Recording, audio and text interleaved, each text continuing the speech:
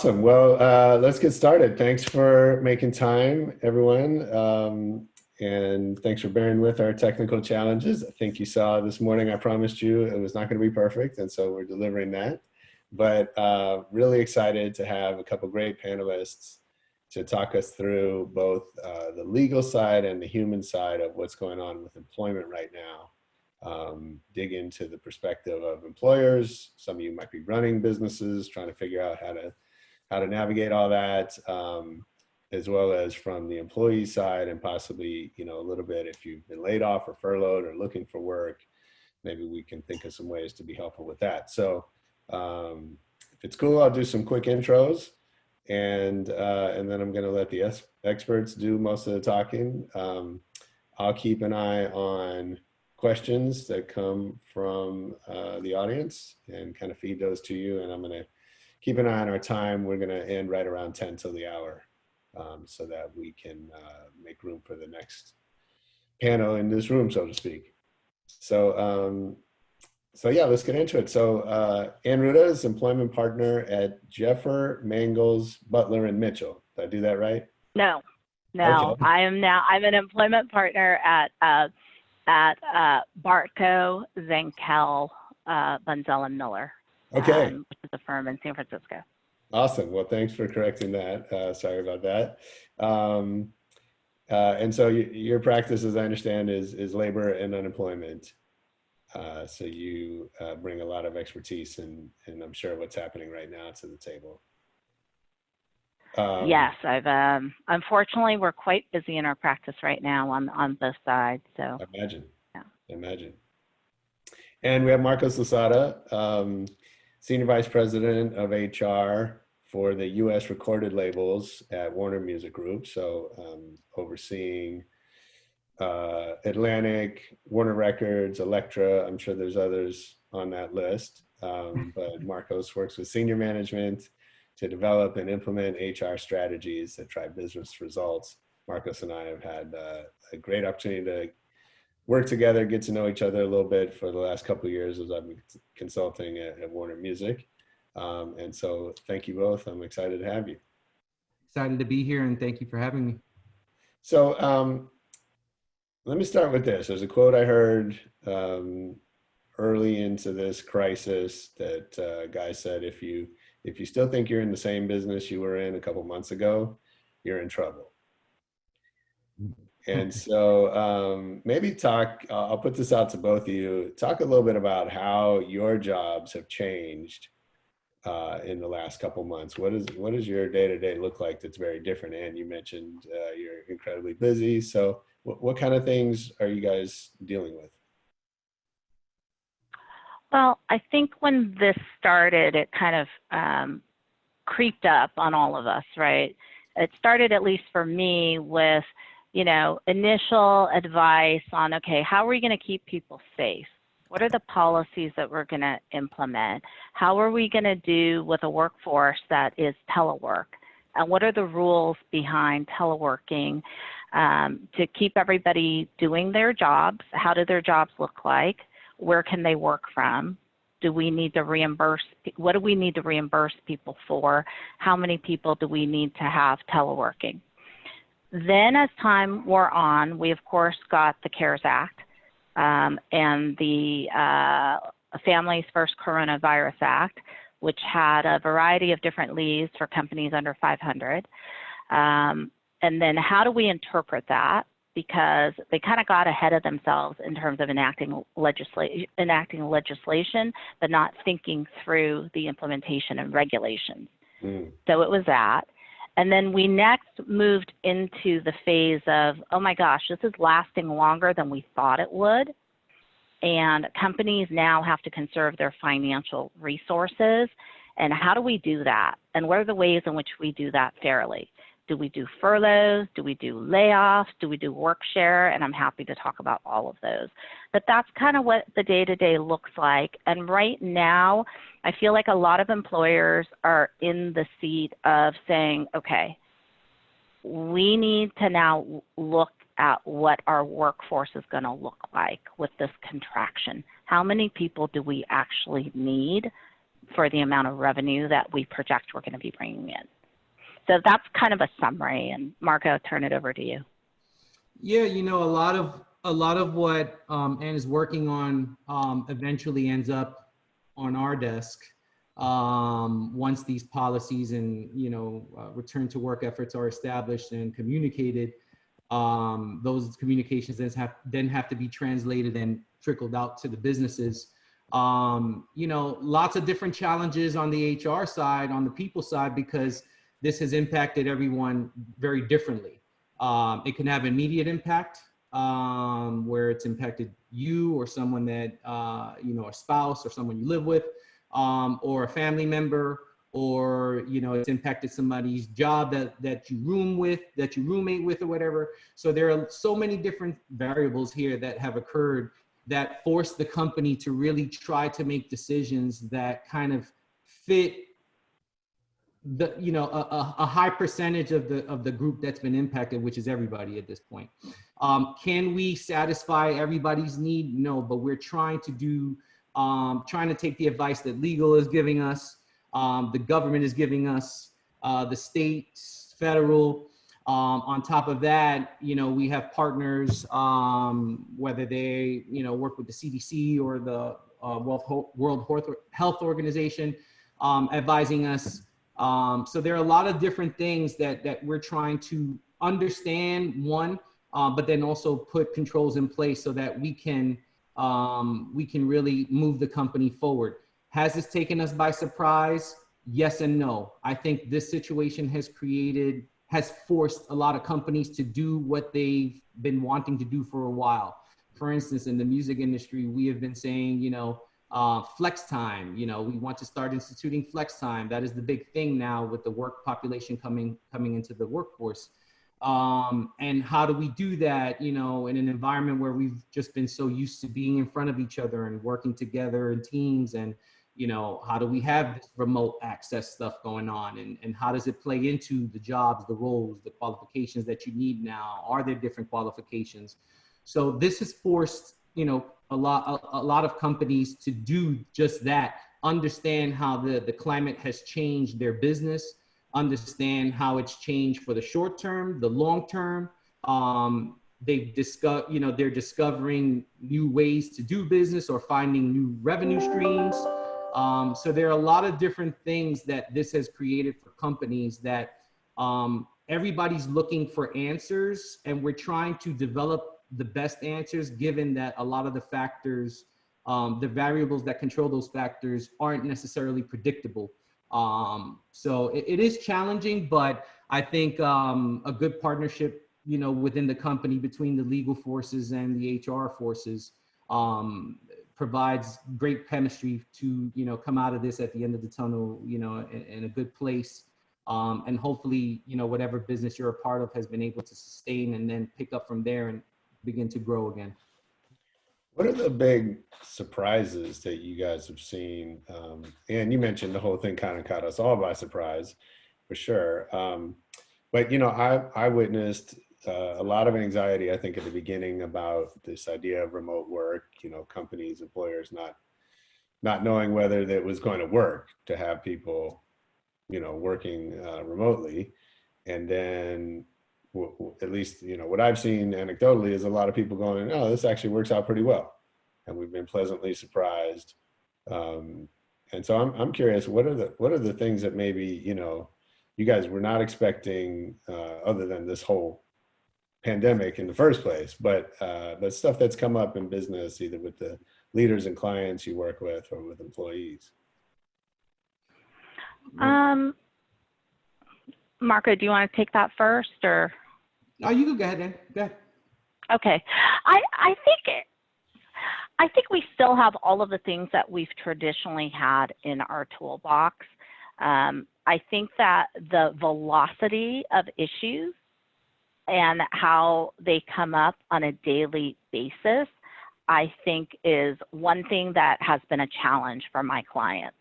As Marco mentioned, we've got new rules and regulations flying out at us almost every day. And we're constantly having to check and double check. So we need to look at, for example, how the Department of Labor is interpreting the Family First Coronavirus Act. Then we've got cities that are jumping in because one of the criticisms of the act is that it only impacted employers with fewer than 500. And so a lot of the major the major cities like Los Angeles jumped in to try to fill the hole and to try to extend some of the protections to employers with more than 500 who operate in their city limits. But like I said, what the government did is they released these regs without thinking for people like Warner or Marco, like how is that going to affect them? How do they roll it out to their workforce? How do they develop the forms and policies to implement fairly what the government is asking us to do? And frankly, I don't know about you, Marco, but I feel like we had very little time frame.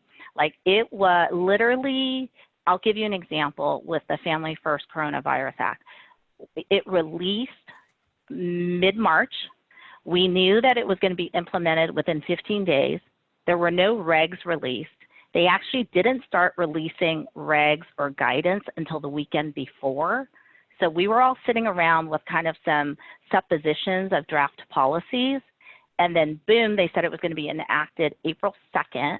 We released policies, but then every day leading up to April 2nd and after, they released new guidance that then affected what was pushed out and how it would be implemented fairly.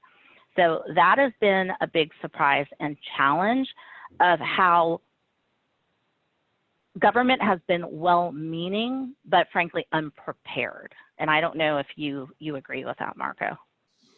No, I definitely agree. I feel like every morning, you know, I phone into a call in the UK every morning to get downloads from the middle, you know, company from headquarters, you know, to understand what we're dealing with and how it changes. And I can tell you that, you know, some of the mandates coming down, sometimes she'll change twice in a day. And we'll get notices and things like that. And it forces, what it does is it forces the company to really become flexible. Because if you aren't flexible, you just get kind of, you know, bottlenecked into a situation that could be very detrimental to the business. So I think in this environment, yes, that is a big shock, but I think people are learning, leaders are learning how to become nimble and, you know, have more calculated, reactive, you know, stances rather than just, you know, throw something up in the air and see if it, you know, if it sticks, you know. So, and I think that because we're talking about people's lives and, you know, safe environments and stuff like that, it's even more imperative that they do take the necessary time to really understand what's coming out and make the proper decisions. Look, we're never going to be able to satisfy every single situation or need. But at most, we're trying to open up the lines of communication, which I think are super important. If we don't know, we can't solve, you know, and so I think it becomes, you know, critical for a company to really bring everybody in together, develop that understanding that if we talk to one another, we're going to come out in a better place at the end of the day here. And I frankly have been very impressed with my clients in terms of, you know, you sometimes think, you know, sometimes corporations get a bad rap, but in my experience in providing advice in the last 2 months, I've been very impressed with how much clients have put safety of their employees first, and in terms of how much they put fairness, in terms of how much time is given and consistency. One thing I would say right now, if I were asked the question of what should a company be thinking of right now, and I don't know if that's something that you guys want to talk about, but yeah, definitely. Yeah, 2 perspectives. I think if you're a company, I'm going to talk about it as a company and as an employee, because I think we have both sets of people here. So I think that if you're a company right now, you should be thinking about 2 things. You should be thinking about eventually we're going to open up and be back together. right? So depending on your business and the nature of your business, you kind of need to forecast, what is that going to look like? How is the workplace going to look? And as I reopen the business, I agree, it's not going to look like the way it did, but what is it going to look like? What percentage of the workforce can continue to be telework? What percent, who do you need physically in an office? Mm-hmm. And what are the waves and stages that you're going to be bringing people back? How are you going to take into consideration people that may be part of the at-risk group to coming back? And how do you peg them, and in what phases do you put them in? So I think that you would be remiss not to start planning, because some of these states have already started releasing, lifting their orders or saying they're not going to have orders. So I don't think you want to be at the point where it's like, okay, tomorrow the shelter in place order is lifted, and then you're sitting around looking at each other. I think it has to be the case that there should be some sort of like a committee, even if it's a small business, it could be a committee of 1 or 2, where you're thinking about, okay, if you're in California, the governor says that we're opening up in 4 phases. What does that mean to me? Do I want to reopen my business in 4 phases? And what does that look like? So to me, that's should be one of the most pressing issues for an employer. And as part of that conversation, I think you need to think about, how many people am I going to need when I resume? How many people initially? How many people eventually? So that's from the employer side. I think from the employee side, if you're teleworking right now, and if you're in one of those at-risk groups, you need to start having conversation with your doctor and your medical provider about your risk factors and what it means for you to come back to work, or if you need to ask for what's called a reasonable accommodation for you to continue to telework, and kind of start having those conversations. So that's my take. I don't turn it over to Marco. I can, I can verify that what Ann has said about planning and getting ready on the company side is definitely happening. I think, I would say 90% of the companies in the US are starting to begin that transitional view of, what business looks like, means, for the future. The good thing is that a lot of folks have this theory that, companies have just completely stopped hiring and, all this stuff. And that's not completely true. I am fortunate to work, in one of the 2 industries that's typically not hugely impacted by situations like this, which is video gaming and music. You can obviously figure out why. But it does impact us in other ways. And that's what I kind of wanted to, just mention is thinking outside of the box is key in any situation like this. Like, for the company, yes, there are challenges, but then there's the challenges that we really don't think about because they're not necessarily business related. So for instance, things like day camps for kids in the summer, when online schooling is over, what does that mean for parents that work for our companies? Yeah. What does that mean for people that don't have a spouse or a partner to help, for the single parents? So we've had to think about all that. But the fortunate thing is that, even with the situation where the spouse may not be working, there are things that people who are in tough situations that they could be doing to try and help get back into the workforce or prepare for when companies start turning around. Because I can tell everyone on the site right now that Warner Music Group, what we're doing is we're identifying critical roles that we feel we need to fill, and that we've identified that, what, this revenue stream is showing its face now in this time that we're in. So maybe we should put some resources there. Maybe we shift resources. Now, we're not trying to put anybody out of work, so we're obviously looking internally first to shift resources. But at the same time, there are skill sets that are needed. There are more, more workforce needed. We're just being very particular and careful about how we're hiring them right now. A big thing that our company is doing, and I know a lot of recruitment agencies are doing, is just they're building their pipeline right now.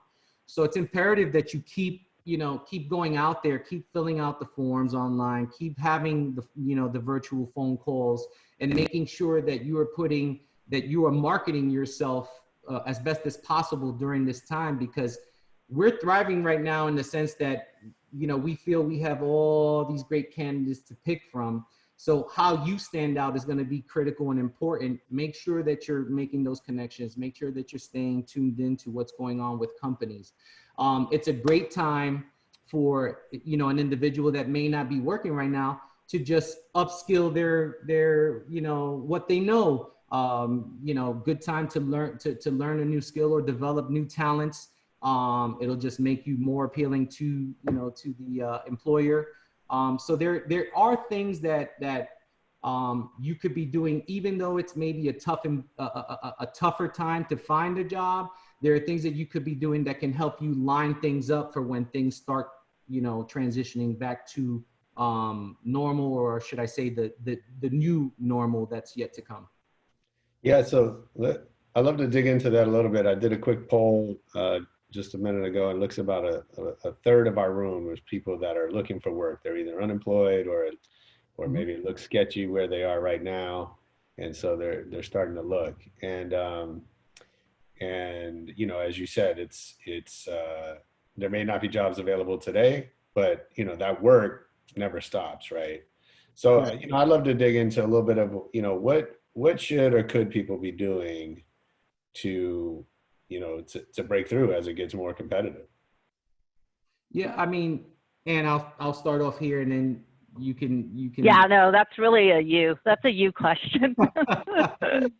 So look, some of the things that when this all started, I kind of expected the environment that I'm susceptible to right now, which is a bunch of my friends have been impacted. People I know have been impacted. People that know me know what I do. Of course, right away they call me first because they want some advice, or they think that they can get an in on, a job lead or something like that. And look, I think it's super important, first and foremost, to tap into your network. Reach out to everybody that's in your network, regardless of their position. They don't have to be HR. You never know whose organization or whose company is hiring. I know some of the department stores are definitely in need of employees and things like that. So I think that tapping into those networks and really finding out where all your leads might be, super important. I think it's a great time to get your profile done on a lot of these websites. One thing I knew that I hated when I was looking for a job was filling out all those profiles and getting. But now that we have some time, now that maybe things are a little slower, you do have the time to really get those in and make sure that these companies know that you're out there. Because one thing is you won't get any results if people don't know you're looking for results. Right. Okay, if people don't know you're out there, if they don't know your skill set, so then that transitions into how you're presenting yourself. Okay, and I can't begin to tell folks. I know a resume sounds archaic. It sounds whatever you want to call it, but it is the first time that I get to know a little bit about the person that's trying to work for the company. Okay. Yeah. And I can't tell you how many resumes I put down after just reading the first few lines, just because I'm like, okay, I don't even understand how that made it to me. So take a second, really understand that piece of paper is your first introduction. It's your first impression to a complete stranger that does not know you. And you are trying to help them feel comfortable in that they want to talk to you. They want to figure out what your skill set is. They're interested in how you can help the company. So it's a great time to start working on how you're going to pitch yourself or market yourself in these interviews, because once you get past the resume being submitted, now you have to deal with the virtual call that's probably going to follow it. which is going to be about 15, 20 minutes for a person to figure out, okay, the resume fits the person I just met with. I like it. Let's move on and figure out how I place them. Right. I think those brush up on your presentation skills. I can't tell you how many people, miss opportunities just because they aren't presenting themselves properly. Yeah. They're not getting, they may get into too much of the weeds in one area and not, and not enough in another, so really think about how you're presenting yourself, really think about how your contribution really fits in that situation. I really, feel people have to go into these interviews with some direction. When you go into these interviews or calls and you just say, oh, I'm looking to do anything, it kind of doesn't really give the person on the other end a good feel for this person really knows what they want. They're passionate about something. They're motivated, to do this job, so think about all those different things that you can kind of polish up while you have this time. And then I think when you do get those phone calls, don't be afraid to ask questions. Don't be afraid to ask, what the climate is for that group, that group that you're talking to. Do they have other leads, with similar roles? Because 9 times out of 10, you're going to be talking to a recruiter, and that recruiter has access to a list of jobs either in the organization, or if it's a firm, the list of jobs that the firm is working on. So don't just kind of lock yourself into just one position that you saw. Make sure you're exploring different opportunities. Don't just read the first few lines of job descriptions, because they could be very different once you get to the middle and the end. Yeah. Really understand, who you're trying to work for, what you're trying to do, what your end goal is, and really focus on how you've branded yourself and how you're presenting that brand. No, I love that. And I want to jump in on that for a second, because, as you know, I've been, I've spent the last 2 years doing recruiting for Warner Music, and a couple of things that have stood out to me through all of that. And you guys kind of touched on them, but just to put a little fine point on that, one is the resume.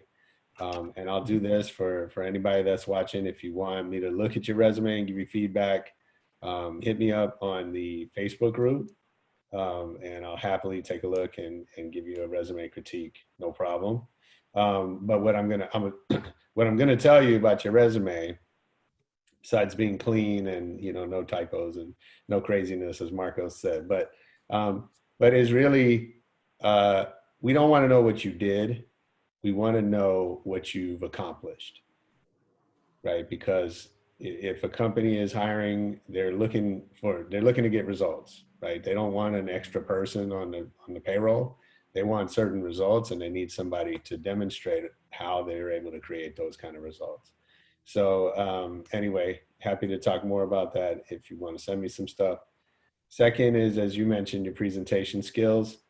I talk to a lot of people, especially young people applying for entry-level jobs. They're incredibly nervous going into a job interview. It's only natural. I think anybody it's natural to be nervous.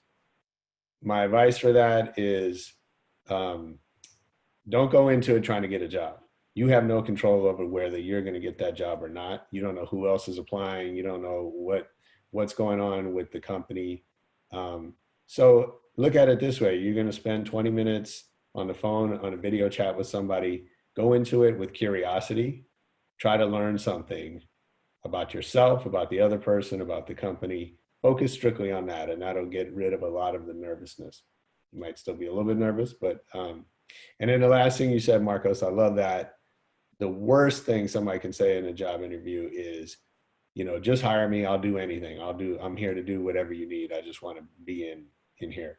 I hear that a lot. I just love Warner Music. I love the artist. I love the label. I just want to be there. I'll do whatever it takes. And what people don't realize is what that does is it puts now the work on the person hiring to figure out how to use somebody. They have enough to worry about, right? They're trying to figure out their own jobs and their own, departments, priorities and stuff. It's not their job to figure out how to put you to work. So come in there with a vision. Here's where my career is heading. This is, even though these things change over time, that's totally fine. But when you sit down with somebody, have a vision, know what you want, and, you know, make people feel like they want to get on board with what you're doing. All that is super spot on. The one thing I just wanted to, you know, you said something super important, which is nervousness. Yeah. You know, and I've always equated nervousness to not being prepared.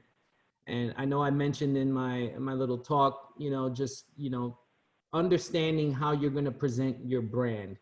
And that's where being prepared comes into play, because when you're going into an interview, you're going to speak about things that you've, you know, accomplished, achievements, like things that you controlled.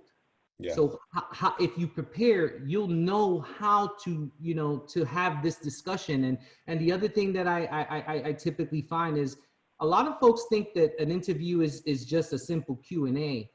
I think that if it gets too much into a Q&A, you've lost the interview. The interview should be a conversation. That's right. One question answered doesn't mean you just wait for another question. You get into a dialogue about the, you know, the topic being discussed, how it impacted your situation, what, you know, what obstacles were created, but this was the outcome that I had, and, you know, it had an impact like this on the company. You know, that's more of a conversation than, hey Marcos, so tell me a little bit about, oh, I'm Marcos, what's the next question? You know, and then it's like, if you're going down that path, it's just not going in a good direction. And you still, even if it starts like that, you can still have time to reset, but you got to catch it quick and know the signs of when the interview is not really going the way it should be going. I mean, I've had great interviews that started rocky and someone goes, oh, you know what? I'm a little nervous. Let me start that over. Yep. Right? And like, you know, if you're nervous, and to your point, sometimes that's a lack of preparedness. Sometimes that's just your personality, though. You're uncomfortable putting yourself out there. Totally natural. Right. But say that. Say, oh, you know, I'm not used to doing job interviews. You know, I'm a little nervous. And the, you know, the other person, most likely, they want to, you know, they're on your side, believe it or not. Right. Like, people aren't interviewing you to trip you up and see, can I mess with this person? Right. Whether you get the job or not, again, there's a lot of factors that determine that. But, you know, they're there to help you out. So yeah, thanks for that. Let's go back to the employer side for a minute. You know, I'd love to hear what kind of mistakes you're seeing. Obviously, you know, don't tell us anything confidential, but in general, what are the mistakes, you know, that you're seeing companies make, or some of the conversations that are helping to avoid some of those mistakes?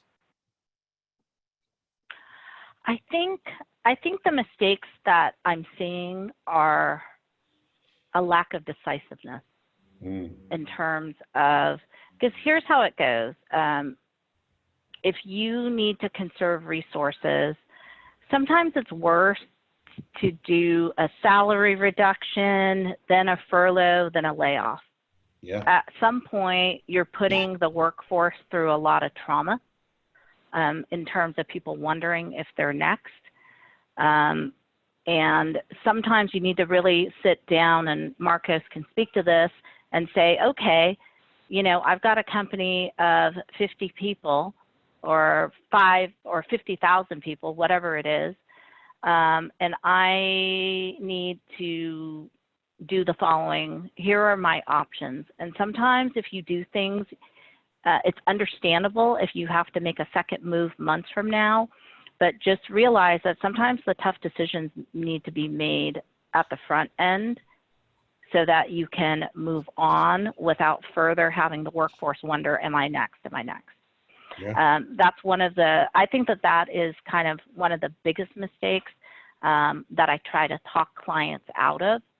I do think that some companies, and this is not to say it in a cruel way, probably had more headcount than they needed.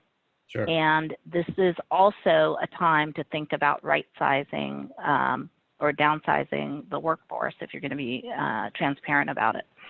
So that's one thing. And the second thing is, and those of you that have legal departments or whatever will be less likely to fall into this trap, but with coronavirus, it's going to implicate, I think at the end of the day, a lot of potential litigation. And I think that employers need to think right now, okay, if I make this move, what are my liabilities? What are my exposures? Just because with coronavirus and the potentially vulnerable populations, those are all typically people who are in protected classifications for purposes of other employment laws. So those are two things I can think of off the top of my head. Yeah, I think both are spot on. Speaking from within the company, I can tell you that planning has gone into overdrive. We are looking at every single thing now. One of the things that a lot of companies did right away was react and either furlough, like Ann said, or reduce pay, or even cut resources. Some companies also do have the ability to cut other things that are financially driven that can potentially save jobs up front, or save us from saving us from having to make those decisions up front, and maybe consider them later on down the road where there'll be less of an impact on the population. I think Anne's very spot on in that some companies are overloaded, and they're going to take this opportunity to right size. But I think companies that really I can't say that companies were prepared for this, but companies that have the right management pieces in place that can work together and really foresee where how business is sustaining at the current moment, analytics around what it may look like in the next few months, and use that information along with what you're hearing from your community. Because one thing that our company has done very well is invited everybody to feed us information, feed us the challenges, feed us the complications that they have at home with other folks that are impacting their personal situation, because all of those things are going to impact the decisions we make. And once we make a decision, yes, we have to live with it. So and that was a great point you made. And the responsibility of decision-making is shifting. And I don't know if we're all realizing it, but for the beginning of this, federal government, state governments, they were dictating, saying, these are the rules, this is what everybody's gonna follow. Now that they're deciding to pull back a little bit, they're giving that responsibility to the companies to decide. They're saying, here are the guidelines, fit in here, and you go back to work. But companies aren't just saying, okay, that's it, let's just go back. We got the, companies are saying what Anna's saying. Okay, now I have to be careful, because now I decide to bring everybody, the 100% of the population back on day one, and I have an outbreak. Now I have created liability. Folks will now say, it is my company fault that this happened to them because we required them to come back, or we didn't think about X, Y, Z, or the state said this and we said this, So it's a very interesting time, because even though that is something that forces us to really look at things, you have to be decisive, because if you're not, then you lose the psychological comfort that you're creating by communicating all the things that you're talking about, all the decisions that you're making. You start clouding folks' interpretation of how this is being handled, and you don't want that, because then when you do open up, people will be skeptical. Do I believe them that it's safe, or should I just use my own judgment and stay home and continue to, just work from home? Yeah. Then you have to think. Then companies have to start thinking about, how long they're willing to either run flex time programs that allow people to work, remotely, or not. They'll have to start deciding how much leeway they're going to give managers to decide within their own groups who can work where from where. You have to think about precedents being created. All these things come into play, and I would love to say that I have a button I could push and solve for all of them, but unfortunately that's not the case. And that's why it takes, a great partnership between the legal side and the human resources side, to really help a company get through this time. You know, it's not called crisis management for no reason, you know, and that's because when something like this happens, it creates a stir up for everything, every facet of the business, every person's situation, everything is impacted, and everything has a different reaction. Everything has a different turnout. So there are a lot of things moving forward that in order to create that psychological safety that people are looking for, that we have to make sure we do. And whether it's over communicating, making sure people understand the logic behind the decisions that are made. I've definitely taken that approach when I deal with the business users I'm responsible for. I will tell people, here's what I considered because you said this to me and you guys said this to me and the government is saying this and here are the regulations. Here's where I end up. And here was the thinking of it, you know, and if I can involve them in the process of making those decisions, I do. But, you know, certain things, if you have too many folks trying to decide, you'll never get it. You know, sometimes you won't reach a conclusion. So there has to be somebody that pushes things along that is decisive. Without that, you have that psychological unstable feeling that gets created in people, and that becomes detrimental for a company. I want to end on that. We have just a couple more minutes before we have to wrap, but you know, kind of what you brought up, and my questions for both of you is, yeah, you know, obviously this is a time of great anxiety. If you're nervous about your job, if you're nervous about running your company, you know, certainly a lot of, you know, business leaders are not, no one's prepared for this, where, you know, no one went into business knowing that they might have to deal with a situation like this. So talk to me about the anxiety and the human side, and what are you guys doing to help your clients? Hey, Kat, your cat's made a surprise appearance. Oh yeah. Sorry about that. No, that's great, man. That's great. That's part of it. That's exactly right. What do you guys, what's working for you to help people through the anxiety, the uncertainty, the fear, you know, those kind of things that are coming up I think for everyone on all sides? I'll take a shot at it first. I mean, for me, you know, it's going to sound weird, but my vulnerability and sharing that with the population, we have Slack channels dedicated to all the groups to all the businesses within the organization. And as an HR team, we've used these channels to kind of help people with creative ways of getting distracted, you know, pulling away from the work, not creating burnout and things like that. And through those channels, I've been sharing my experiences, and whether they're personal or professional.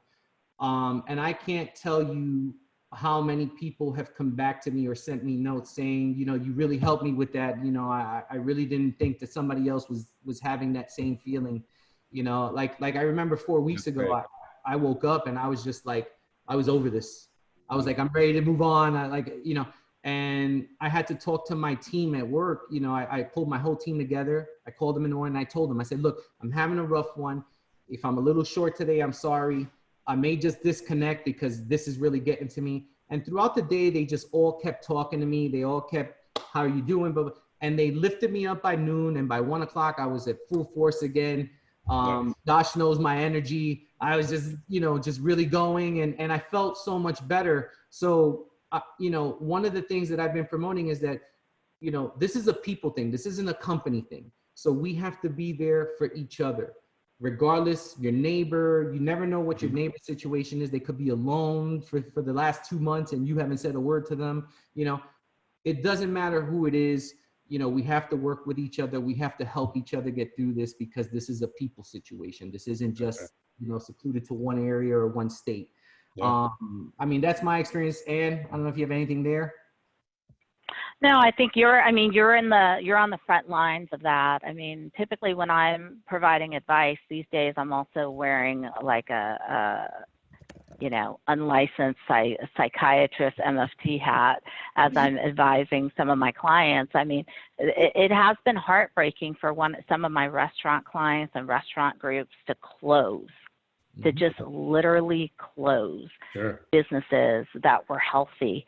And there are a lot of small business clients who we've been crying on the phone together, you know, who I've had for many years.